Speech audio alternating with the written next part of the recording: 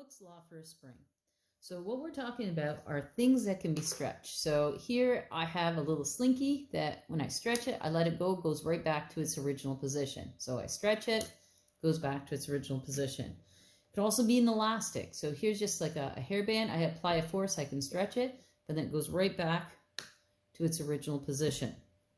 So we're talking about elastic potential energy. So elastic potential energy may be stored in any object that once temporarily deformed by an application of a force. So that's just me stretching this, okay? But when I let it go, it goes right back to its original position. Returns to its original shape as the force is removed. For example, a diving board or a spring in a wind-up toy. The amount of deformation of an elastic object is proportional to the force applied to deform it.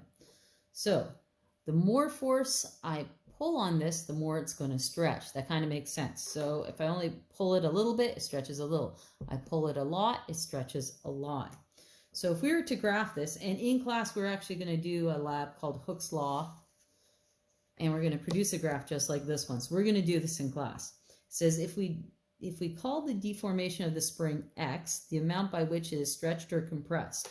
So all we're saying is if I pull this out and it stretches out 5 centimeters, x will be 5 centimeters. If I pull this out 15 centimeters, x will be 15 centimeters.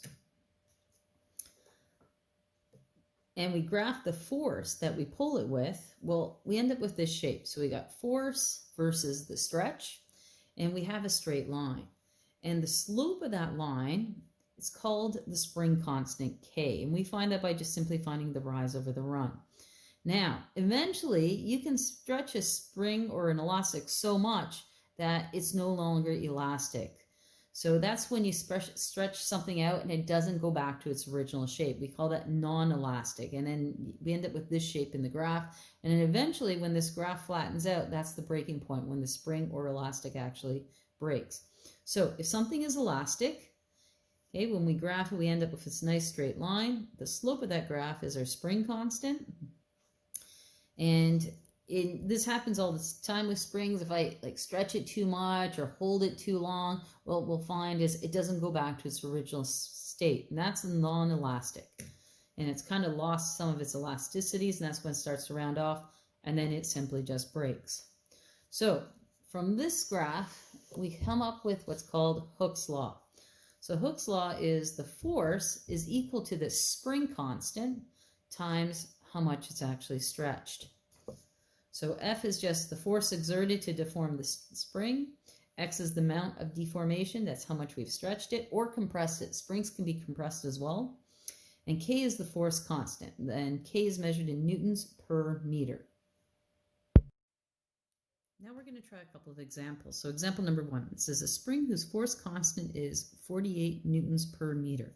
That's my K. So I'm going to write down K is equal to 48 newtons per meter. Has a 0.25 kilogram mass suspended from it. So mass is equal to 0.25. And remember, mass always needs to be in kilograms. Then it says, what is the extension of the spring? So I'm looking for X. I'm looking for X.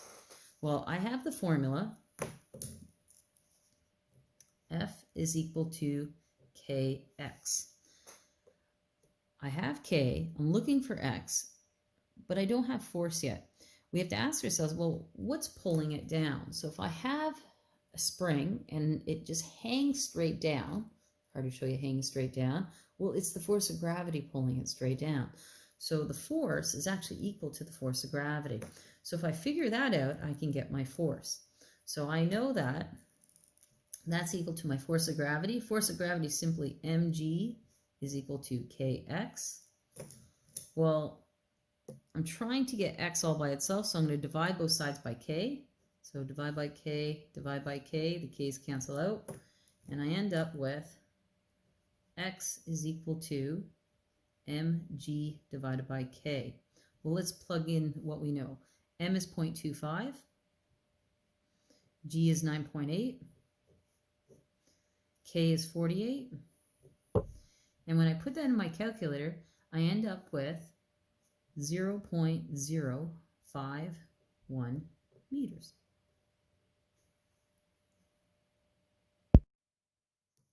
Example number 2. A 1.37 kilogram fish is hung from a vertical spring scale with a force constant of 5.2 times 10 to the 2 newtons per meter. So that's my spring constant K. So I'm going to write that down. So K is equal to 5.2 times 10 to the 2 newtons per meter. The spring obeys Hooke's law, so that means it's still elastic. A part, by how much does the spring stretch? So I'm looking for X. If it stretches slowly to a new equilibrium position, well, what's causing it to, if I have a spring and what's causing it to stretch is the force of gravity. Okay, gravity's pulling that fish down. So I know that force of gravity is equal to my force, my spring force, which is just Kx. So when I write this in, I got mg is equal to Kx. Trying to get x all by itself, so I'm going to divide both sides by k.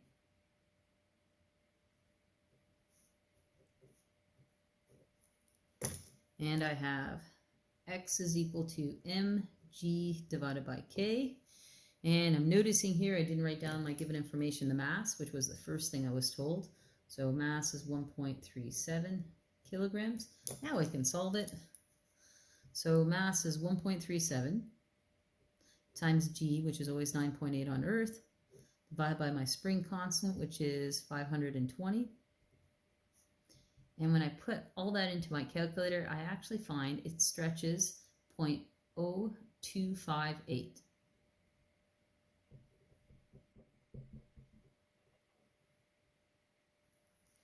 So it stretches 2.6 centimeters. If the fish is attached to the unstretched spring scale and allowed to fall, what is the net force on the fish when it has fallen 1.59 centimeters? So now I know what my x is. So my x this time is 1.59 centimeters, which is the same as 0.0159 meters. It's the same scale, so K is still the same, so 5.2 times 10 to the 2 newtons per meter, and the mass is still the same of the fish, so mass is 1.37 kilograms. Well, I'm looking for the net force. So net force is the sum of all the forces. So I know F net, we need to add all the forces here. Well, there's two forces.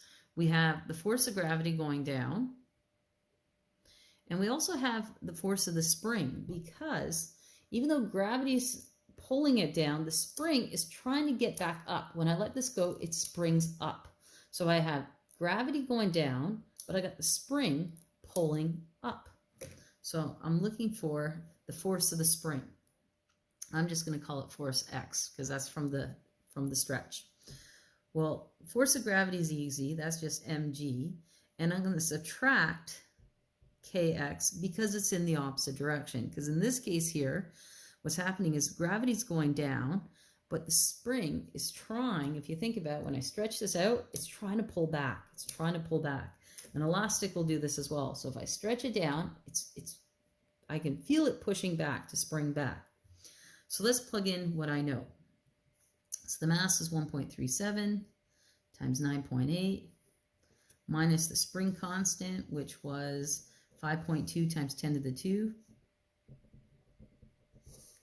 And we're going to multiply it by the stretch, which is 0.0159. When I put all of that into my calculator, I end up with 5.16 newtons. So in this one here, they're asking us for the net force, and we have to think about all the forces acting on it. We have the gravity pulling down, but then we have the spring, which is pulling back on it. Part C, it says determine the acceleration. So now I'm actually looking for A. Of the fish, it's the same fish, so we know that the mass was 1.37 kilograms. It's the same scale, so K is 5.2 times 10 to the 2 newtons per meter. But my X is different this time, okay? I want to know once it's fallen 2.05 centimeters. So x is equal to 2.05 centimeters, which is the same as 0.0205 meters. Well, I know that the F net is equal to sum of all the forces. So I have the force of gravity pulling the fish down, which is just going to be Fg, and also the spring that's pulling back. So that's Fx. So F net is always the sum of the forces. Fg is the same thing as mg, and I'm going to subtract the kx. The reason I've switched it to subtract is, again, gravity is going down, the spring is trying to pull back, it's trying to pull up. So plug in what we know. So it'll be 1.37 times 9.8, subtract 520 times the stretch, which is 0.0205. And when I put that into my calculator, I end up with 2.766 newtons. But that's the net force. And I'm actually not looking for the net force. I'm looking for the acceleration. But I have another net force formula. I also know that F net is equal to ma. If I were to rearrange this formula to get a all by itself, what I would do is divide both sides by m. M's cancel out. So I end up with a is equal to F net divided by m. So I plug in my net force. So 2.766 divided by the mass of the fish, 1.37. And I end up with 2.02 meters per second. And that's in the down direction. Silver. So in this one, I had to find my new net force because now I've moved even further. Once I have my F net, I can actually plug it into my other F net formula rearranged for A.